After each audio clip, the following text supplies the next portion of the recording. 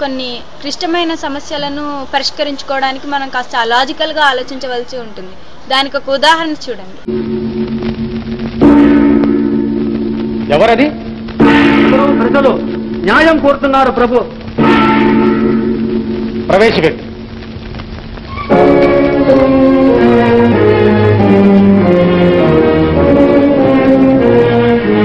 ఏమిటి మీ విజ్ఞాపన? మా తండ్రి గారి మరణ శాసనం ప్రకారం స్థిరాస్తి మాకు పంచబడింది. స్థిరాస్తి పంచలేకపోతున్నారు మహాప్రభు. కారణం?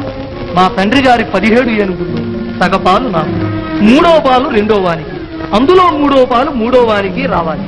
ఈ పంపకం చేయలేక వాటిని తమ గజశాలకు తోలేశారు. మాకు న్యాయం కలిగించండి మహాప్రభు. మా పాలనలో ఎన్నడూ అన్యాయం జరగనివ్వం. ఈ సమస్యను గురించి ధర్మాధికారుల అభిప్రాయం? ఎన్ని విధాల భాగించి చూచిన జంతు హింస చేయకుండా పాళ్లు పంచటం సాధ్యంగా కనిపించటం లేదు ప్రభు.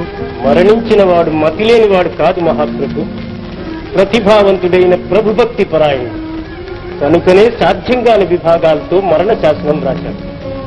ఆయన అభిమతాన్ని మన్నించి ఆ ఏనుగుల్ని తమరు స్వీకరించడమే న్యాయం. కాదు, పరమ అన్యాయం.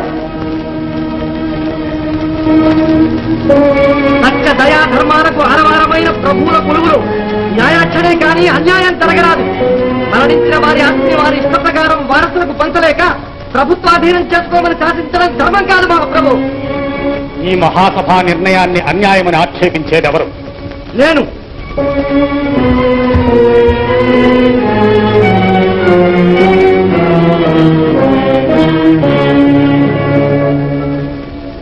ఈ నేరానికి పరిహారం తెలుసా? తెలుసు. ఎవరు పిచ్చివాడు? కాను మహాప్రభు, తమ ఆశ్రితుణ్ణి. విద్యానగర పౌరుడవేనా? ప్రభువులు అనుగ్రహిస్తే అవుతారు. నియోగి బిడ్డను ఎందుకు నియోగించినా వినియోగపడతాను. నువ్వు ఈ సమస్యను పరిష్కరించగలవా? ప్రభువుల సెలవైతే. ఏనుగు బొమ్మలు తెప్పించండి. ఎవరయ్యా నువ్వు? మాది కృష్ణా తీరం, తెనాలి. గార్లపాటి రామన్న మంత్రి కుమారుడు రామకృష్ణుడు.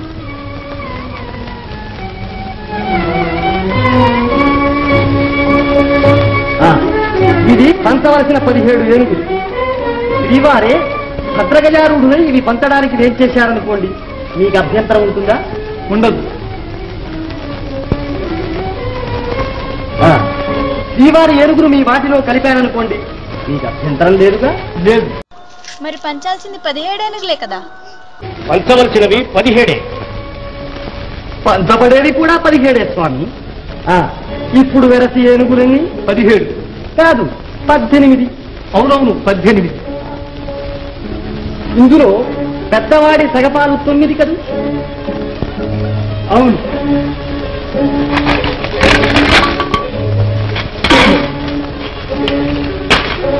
రెండవవాడి 3వ వంతు 6.